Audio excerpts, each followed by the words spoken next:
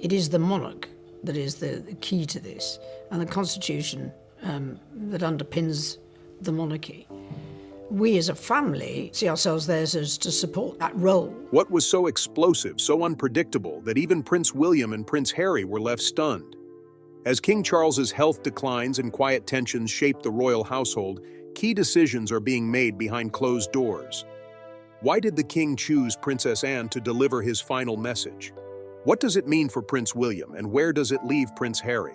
Are there conversations about relevance? There will be everywhere. It's not a conversation that I would necessarily have. I think it's perfectly true that it is a moment where you need to have that discussion. For a long time, the British monarchy has been a sign of stability and custom. But even the most stable institutions go through times of big change. Things have changed, and these changes are now more clear than ever. While King Charles is very sick, rumors coming from inside the court say that his last wishes are starting to come true. There has been a quiet but important change that could change the direction of the royal family. Princess Anne is at the center of it all. She is his sister, his best friend, and now she has a message for him and Prince Harry that has left them both speechless. Palace sources say that King Charles, who is known for being thoughtful and having a strong sense of duty, has been thinking a lot about the end of his reign. His health has gotten worse because he's been sick, but people who know him well say his mind has stayed sharp and aware. Besides thinking about his own legacy, he has also been thinking about how the system he was born into will last in the long run. As more and more pressures come from both the public and private areas, Charles seems to have come to terms with the fact that tradition and lineage alone can no longer keep the monarchy alive. One of the most shocking reveals didn't come from a formal speech or public address. Instead, it came from a private conversation that Princess Anne later told important members of the royal family. Sources close to the palace say that Anne's brother asked her to do one of the hardest things she had ever done, to talk about his last wishes for the monarchy and the choices he made behind closed doors during the weakest part of his rule. It wasn't an official speech, there wasn't any music or noise, there was silence, and then Anne's steady, clear voice came over. There were top royals, advisors, and close family members in the room. People in the room knew that when Anne spoke, it wasn't just another update about royal tasks or plans for ceremonies. This was not like that, something heavy. The message wasn't given by a princess or even a top royal. She spoke like a sister who had been given the last words of a brother who had spent his whole life getting ready for a part that was more difficult than anyone thought it would be. Anne's message was clear. King Charles was ready to make the change of power official, but not in a way that was just the way things had always been done. It was clear that Prince William would become king someday, but Charles wanted to make sure that his son wouldn't just get a title. He wanted him to get a different kind of government that put unity, honesty, and flexibility first. In the past few years, Charles had quietly watched as his family dealt with a number of public problems. The royal family is becoming more and more vulnerable because of both public criticism and disagreements within the family. The king thought about more than just who should wear the crown. He also thought about how the institution could change to stay relevant. He thought about these things, which is what made him decide something that many people did not expect. He would not base the future of the kingdom only on bloodlines and royal duty. Character, connection, and the emotional intelligence of the person in charge would be what he would use to decide. It's interesting that Charles decided to tell Anne about his problems instead of Camilla or even William.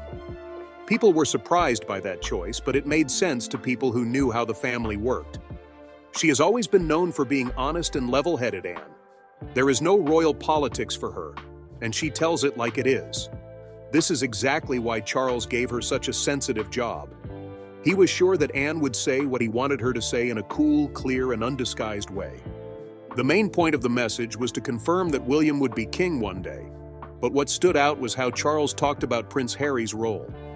The king didn't try to take Harry out of the scene, but he didn't try to fix what was broken either. He instead recognized Harry's place in the family from a polite distance. People who were there said it wasn't about being turned down or punished, it was about being realistic. Charles knew that too much damage had been done to fully fix things, but he also knew that cutting all ties would make things worse for the family and make people more divided. For many, the most shocking thing was how carefully Harry was placed within the royal family. It proved that Charles hadn't been moved by anger or love. His choice was well thought out. He wanted to keep the family together while lowering the chance of another problem. The plan was changed by experience. It wasn't so much about what should happen, but about making sure things would stay stable in the real world. This method was very different from how royal changes have been handled in the past in many ways. In the past, there was a clear line of succession, and jobs were often given to new people without much public talk. But Charles seems to think that a more open and flexible model is needed, one where personality, skills, and the ability to deal with public life are more important than rank alone. According to those who were there, the mood in the room changed as Anne spoke. Even though her tone was calm, it was clear that what she was saying was important. There was more going on than just a family talk. Instances had to answer for what they did. Charles had a vision for more than just the next generation. These events set the stage for a royalty that might look very different in the years to come. Even though Anne stayed calm, there was an emotional undertone to the way she spoke. She knew that her brother's job had taken a toll on him personally. She had been there, both when she was happy and when she was sad. Her love for him was clear not through emotional outbursts, but through her unshakable commitment to doing what he asked. It was quiet in the room when she was done, not because they didn't understand, but because what they had just heard was so important. It wasn't a big move or a big change in title that King Charles wanted as his last wish. It was a message for the royal family to think about themselves. It was a calm but clear order to move forward with purpose, not just ritual. This was the start of a trip that was more difficult for William than he had thought. He has known for a long time that he will be king someday. Now, though, he has to figure out how to honor his father's last wishes and how to run a family that is both a symbol and a real group of people with their own dreams and problems. And the message made Harry feel both better and more confused. He hadn't been thrown out, but he also hadn't been put back in his old job either. His name was still important, but the future didn't show him a clear way back. That truth might be the hardest of all. It became clear what Anne's part was in the change as she took a step back. She was more than just the message. She was also a link between the dead and the living. Not only did her delivery mark the end of an age, it also marked the start of something new, something quieter but no less important. Charles and Anne are only 2 years apart in age. Being the children of Queen Elizabeth II and Prince Philip, they grew up in a world ruled by duty and norms. From the beginning, they had to follow rules, deal with demands, and be aware of the public's constant gaze. But inside the palace walls, they were first and foremost Charles and Anne, their brothers. They learned together, played together, and had experiences that only people who were born into such a unique and organized setting could fully understand. Not just living close to each other or having the same childhood made their friendship unique. Their different characters, and how they were able to help each other despite those differences. The heir to the throne, Charles, was serious, self-reflective, and sometimes wary. Anne, on the other hand, was known for being honest, realistic, and brave in her approach to life. Even though they had different personalities, this did not make them separate. If anything, they make each other better. Anne told Charles he needed to be more decisive, and Charles gave Anne a calmer, more thoughtful presence that helped her feel more grounded. The link between them didn't get weaker as they got older, it got stronger. As kids get older, many brothers grow apart because they have too many responsibilities or personal choices. But Charles and Anne stayed close. In their private lives as well as their public ones, they helped each other out. They went to royal events together, stood by each other during moments of national importance, and kept a quiet sense of unity through some of the hardest times in the family's life. It's no secret that being a king can make you feel alone. It can be hard to show real feelings when you feel like you have to keep up a public picture all the time. But people who have seen Charles and Anne closely say that their relationship has stayed strong because they respect each other and understand each other's roles. Anne has always seen Charles as her brother, not just as the king-to-be. Anne is important to Charles not only because she is family, but also because he trusts her opinion a lot. In the last few years, that confidence has become very important. As Charles prepared to become king, He took on more duties and felt more pressure from both the public and himself. Anne became one of the few people he could talk to freely. She didn't use nice words or avoid talking about tough subjects. She always told him the truth, even when it was hard. For Charles, that honesty was not only nice to see, it was necessary. Because they were honest and trusted, Charles told Anne about his final plans for the kingdom. He didn't pick Camilla as his wife, even though she played a big part in his life. Even though his son William would be taking over the throne, he didn't talk to him. He looked at Anne. Some people might find that choice strange, but people who know how the royal family works would understand it perfectly. Anne's straightforward approach is admired by many in the royal family. She doesn't want attention and doesn't get involved in the drama at the house. In public, she plays a steady and clear part, and she does her job without any fuss. Because of this, she is one of the most quietly powerful royal family members. People trust her and depend on her a lot. Charles needed to know he could count on them when he made what was probably the most personal choice of his rule. He wanted his last word to be heard clearly, without any changes, and with the emotional balance that only Anne could give. He was sure Anne wouldn't change what he said or add too much feeling to it. She would recognize how important the situation was while staying calm, which was something Charles had always admired about her. There is also a lot of personal and institutional history between them that shapes their interaction. They have seen the government change over many years. They lived through the rule of their mother, the late Queen Elizabeth II, who was a dedicated leader for more than 70 years. They have seen their own family go through scandals, divorces, deaths, and victories. They stood by each other through it all. Anne has also seen how rough life as a royal has been on Charles. Charles has often been torn between duty and feeling, between the constant attention of the public and the problems in his own family. Anne has been a constant source of support, not through big actions, but by just being there. She understands this better than most people. Most of the time, it's been enough to just be there. In the royal family, where ties are often formal and shaped by rules, this kind of help is not common. Charles and Anne, on the other hand, speak their own language. It doesn't make a lot of big claims or public statements. Instead, it's the quiet times, the looks you share, and the unspoken loyalty that you both know is there. When Anne spoke up to carry out Charles's last wishes, she did so not only as a crown agent, but also as a sister, honoring her brother. Her words were not sped up or softened according to those who heard her.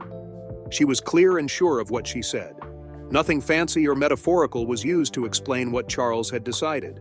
It was all laid out in simple terms. As he had planned, just the facts. The way people in the room responded told us a lot. Even though the message was important, Anne's delivery was what stuck with people. Even though she didn't show any feeling, just being there made it clear how important the message was. It wasn't just about who would take over or family politics. The goal was to get the kingdom ready for a future that would be very different from the present. Even though Anne played this important part, she stayed mostly out of sight, as she always has. For being the messenger, she didn't want praise. She didn't say what she thought or how she saw things. There was nothing else she did besides what Charles asked. That's pretty much what Princess Anne does for the royal family. She's steady, strong, and quiet. People listen to her even though she doesn't try to get their attention. Even though she doesn't show how she feels, people who know her well know how loyal and strong she is. Charles didn't just trust Anne with his last words because it was the right thing to do. It was one that was very close to home. It showed that they had similar experiences, trusted each other, and had a bond that hasn't been broken no matter what. In a family where roles can change and public roles often take precedence over private ones, theirs stands out as being incredibly real. As things go on in the royal family, Anne's part may not always be the center of attention. Many years from now, though, people will still remember how she affected her brother and the way he led the kingdom. She was very important in making sure that everyone heard and understood King Charles's last vision. It is important to look at the past to understand why Charles has become a more flexible and careful leader. The royal family has had turning points that changed not only how they interacted with each other, but also how people saw the monarchy. The departure of King Edward VIII in 1936 was one of the first and most important of these events. Edward gave up the throne to marry Wallis Simpson, an American woman who had been divorced. That choice led to a constitutional crisis and shook the institution to its core.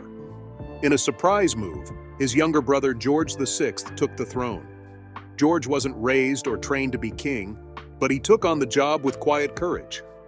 George only ruled for a short time, but his daughter Elizabeth would become one of the most famous and respected queens in the world. She took the throne when she was a young woman after her father died suddenly. She ruled for more than 70 years.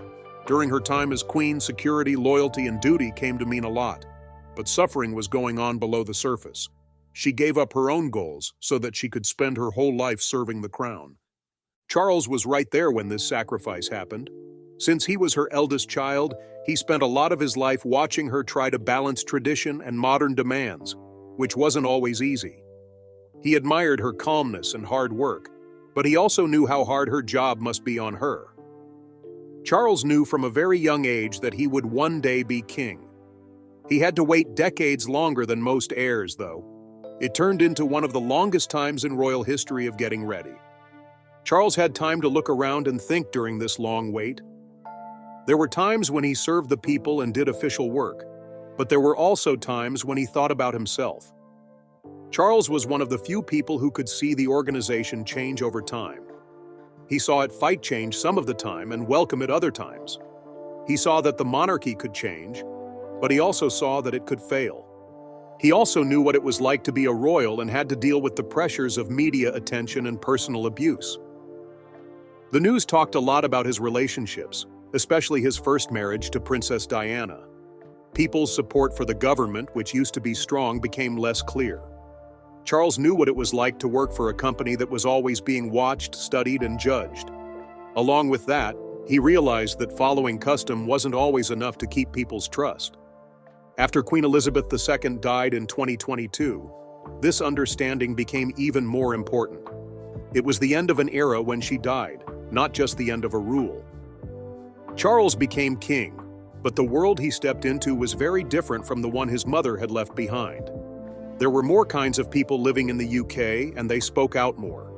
There was also more disagreement within the royal family, with problems between Prince Harry and other family members getting a lot of press around the world.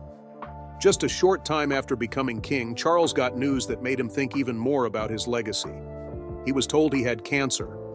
People didn't know the specifics, but just hearing the news changed the mood around his rule. All of a sudden, time seemed to be running out. Now Charles had to make the future happen quickly and carefully. He could no longer just plan for it. People think that this diagnosis was a big reason why Charles decided to start planning a new future for the kingdom. For many leaders, facing their own death can help them see things more clearly. It also made Charles take charge of how he would pass on the crown, not just in terms of who would take it, but also in terms of what kind of kingdom he would leave behind. A royal family that is more streamlined and flexible is a key part of this new strategy. Charles knows that what people expect has changed. People care less about big buildings for ceremonies and more about what's important, who is responsible, and what's real. He thought that the modern kingdom couldn't be too big or too far away. It needs to work well and be based in reality. That's why his choices, which Princess Anne told us about, were not just empty words. They showed a real effort to bring the monarchy up to date from the inside. Charles is thought to have thought again about the traditional roles of heir and spare, realizing that they don't fit the needs or demands of today. He stopped training one person to be in charge and another to wait in the wings, and instead focused on spreading out the work more fairly. This change is meant to make things easier for everyone while also making the system more cooperative. This doesn't mean giving up on the idea of succession.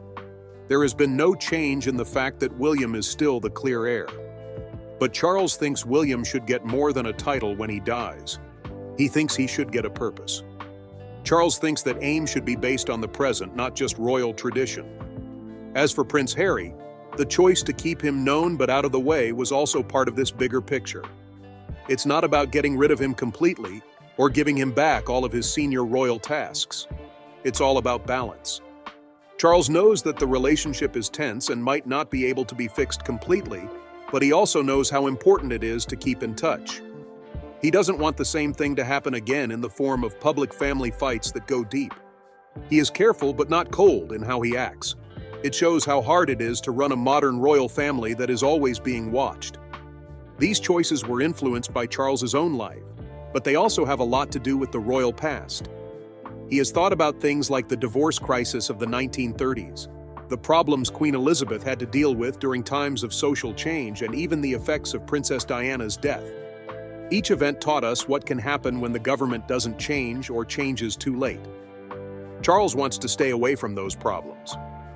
Sources close to the palace say that his goal is not to completely change the monarchy, but to make it flexible enough to last for another 100 years.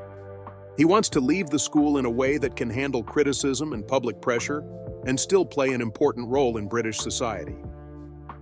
All of this has made the quiet talks going on behind royal doors more important. Operation Menai Bridge, the official plan for Charles's death, is already well thought out.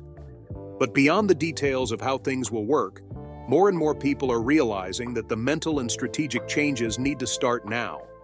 The monarchy can practice processes, but it can't practice how people feel.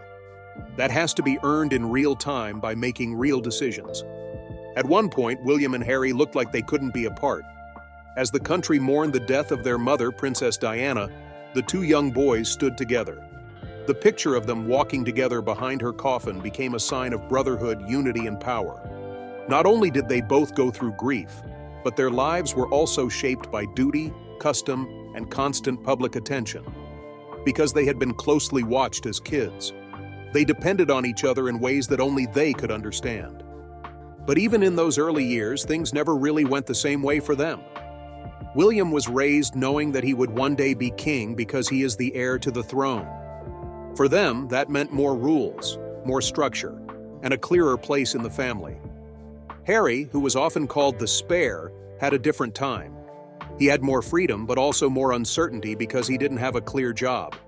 The difference between the brothers, one driven by duty and the other by doubt, was always there, just below the surface. Their personalities became more clear as they got bigger. William took on his job with discipline and dedication, often acting like his grandmother, Queen Elizabeth II, who was calm and reserved. Harry, on the other hand, was more outgoing, emotional, and willing to go against what people thought he should do. He did his royal tasks with charm and a strong connection to the people, but the strict rules of royal life often made him seem less at ease. Harry's friendship took a big turn when he met Meghan Markle. Meghan brought something new to the royal family. She was American, mixed race, divorced, and had a great acting career before she became a princess. At first, people were happy to see her. People all over the world watched the wedding, which was seen as a sign of a more modern and open royal family. The honeymoon didn't last long, though. The media never stopped criticizing Meghan, and their comments were often racist and hurtful. The press talked about everything about her, from the clothes she wore to the way she spoke. Harry had already lost his mother in part because of how mean the media was, and he saw the same trend happening again. He thought he had to keep Meghan safe from the same things that had hurt Diana. Behind the scenes, things were getting worse in the house. Meghan and Harry didn't feel encouraged. In interviews and public comments afterward, they talked about how alone and vulnerable they had felt, especially Meghan, who had mental health problems while she was a working royal. Harry said that one of the biggest problems was that the royal family hadn't stood up for them in public when they were being attacked hard. He thought that the institution could have stood up for him and Meghan if it could do so for other family members. Eventually, these irritations led to a big choice. Harry and Meghan announced in early 2020 that they would be taking a break from their royal tasks and moving to North America. The world was shocked by the news, and the rest of the royal family may not have seen it coming. People talked a lot about the move, which was sometimes called Megxit, and wondered what the future would hold for the pair, the monarchy, and the brothers who used to be very close. After a while, Harry and Meghan started talking about their feelings in a more open way. The couple's chat with Oprah Winfrey became a cultural moment that made people all over the world talk about race, mental health, and what it's like to be a royal. They talked about how a member of the royal family had been worried about the skin color of their future child in the interview. They also said that the company they had worked for made them feel emotionally abandoned. It was impossible to ignore how emotional the talk was, even though Harry said he still loved his family. People outside and inside the palace were both tense after the news. When the press asked Prince William a question, He only said that the royal family was very much not a racist family. He didn't say much else in public. The silence said a lot. It made it seem like the brothers were no longer just emotionally divided, but also held different ideas. Spare Harry's autobiography made the gap between them even bigger. He talked about his life in the royal family, his sadness, and how hard it was for him to get along with his father and brother. Some of the stories were truly personal and opened my eyes in a big way. He talked about arguments, confusion, and sad times. Some readers liked how honest it was, but others thought it made things even harder to get along. William thought that the book and the conversations were lies.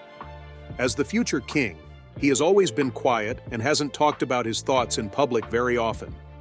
For him and others in the family, seeing his brother talk about private things felt like a big breach of trust. Even though they didn't say anything official in response, it was clear that their relationship had hit a breaking point. Even though things are tense, there have been times when peace seemed possible. In 2021, Harry went back to the UK to cover the funeral of Prince Philip. In 2022, he did the same for Queen Elizabeth II. He and William were seen walking together both times, which led to rumors that they might be getting back together. However, not much work has been made behind the scenes. According to people who know the family, even though the boys have talked, the deep emotional wounds are still there. The question of identity makes things even more difficult. Even though Harry has left the royal family to start a new life, he is still a prince and the king's son. He also brings the weight of royal history with him. His name and story will always be linked to the institution he tried to leave behind, whether he likes it or not. He is in a tough spot because he wants to protect his family and live his own life, but he is also tied to a tradition that he can't completely leave behind. William, on the other hand, is taking more steps toward becoming king. Focusing on getting ready to be king, taking care of his sick father, and keeping the monarchy stable are his major goals. The way people see him has become more smooth and measured. He has taken on more responsibilities, gone to more events, and quietly grown his power within the royal family. For him, responsibility is more important than his own thoughts most of the time. Their fight is over this strain between their own pain and their duty to the public. William wants to keep the monarchy alive by following custom and keeping his feelings to himself.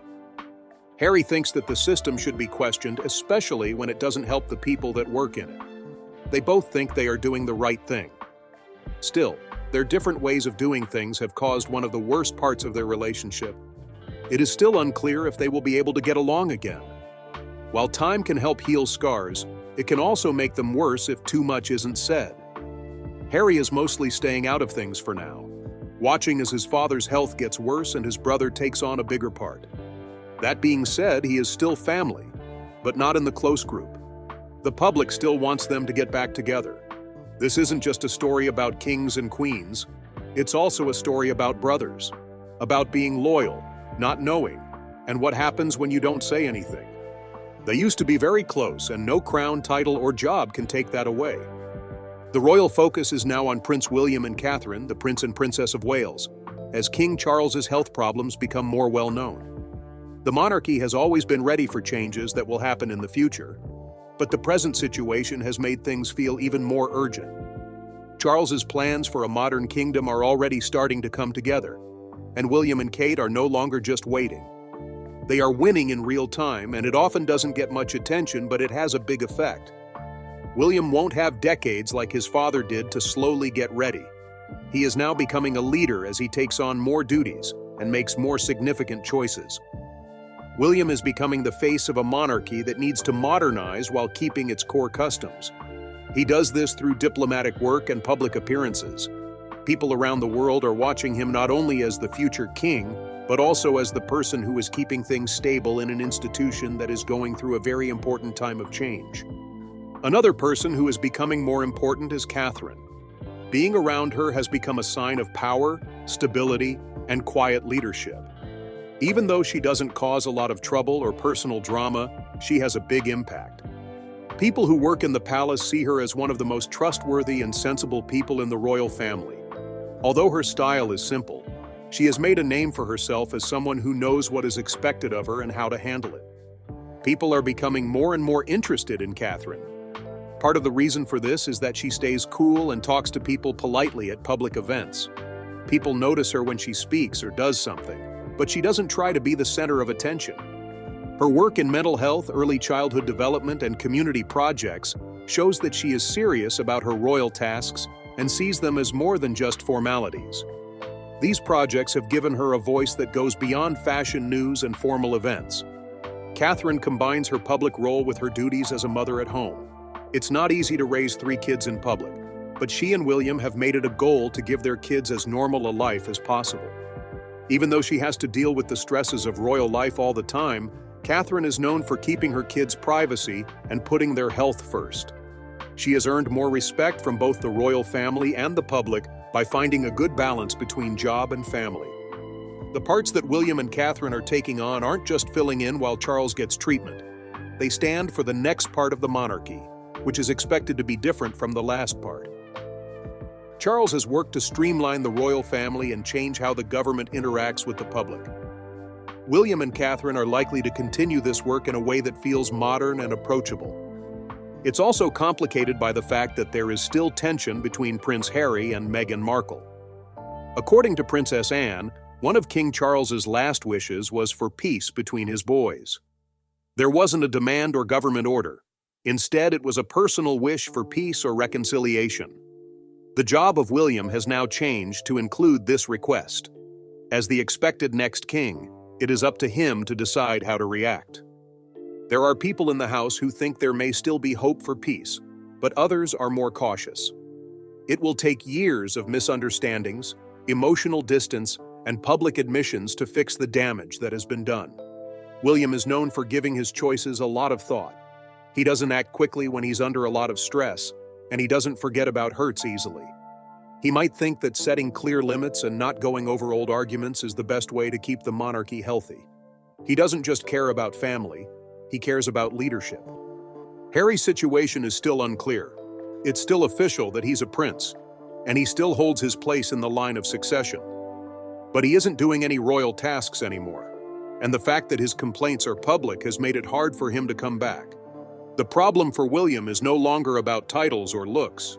The question is whether the monarchy can handle ongoing conflict within its ranks, and whether bringing Harry and Meghan back into the royal family in an official way would help or hurt their efforts to move forward. The situation is even more dangerous because of how it affects how people see it. People have to back the monarchy, and any signs of disagreement can make that support weaken. William has to choose between his father's last wishes and the need for the family to have a clear, unified public image. So far, he has decided not to say anything about many of the things Harry has brought up. That silence could be part of a bigger plan that puts security ahead of making peace with someone. Catherine has always been by William's side. People close to her say she is a calming influence and a trusted advisor, even though she doesn't talk about family issues in public very often. She doesn't let personal rivalry cloud her judgment. She thinks that responsibility and consistency are very important. And she has become a symbol of that very thing during this time of change. Some people used to wonder if Catherine, who wasn't from a royal family, would be able to handle the stress of living in the palace, but those worries have long since gone away. In her time with the royal family, she has shown herself to be one of the most reliable and helpful members. She is strong not because of what she says, but because she can stay strong when others are shaking. Queen Elizabeth is said to have noticed that she had this quiet confidence. The two women knew what it meant to be part of the royal family, even though they came from very different places.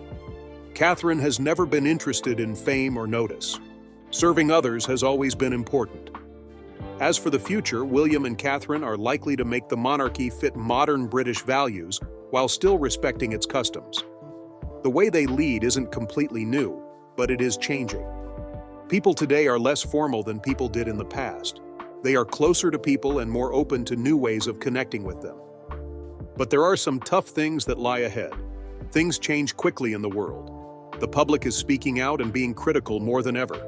The media never stops, and everything they do is watched closely. Still, William and Catherine are able to gain trust by being consistent, not by doing big things. As for Harry, it's still not clear what his role is in this changing kingdom. He is still living in the US with Meghan and their kids, building a life where he is not subject to royal duties. He still comes back for important events, but he isn't a daily part of the family's life anymore. That choice is now mostly up to William. It remains to be seen if he will be welcomed back in a more formal role. That choice holds a lot of emotional weight. The two people in question are not only famous, they are brothers. And the tension between them shows a bigger fight going on between custom and change, duty and personal freedom, loyalty and independence. Charles's last wish was for his boys to be united in some way. This wasn't just about family harmony. It was about staying alive. He knew that a split royal family could hurt public trust and put the institution's long-term survival at risk. He was hopeful that William, with Catherine by his side, could find a way to make things fair. But even if that wish doesn't come true, it's clear that a new generation is shaping the future of the kingdom. William and Kate are already leading in ways that show they understand the problems the world faces now. What the monarchy is like in the coming decades will depend on what they decide about family, public service, and how the royal home is set up.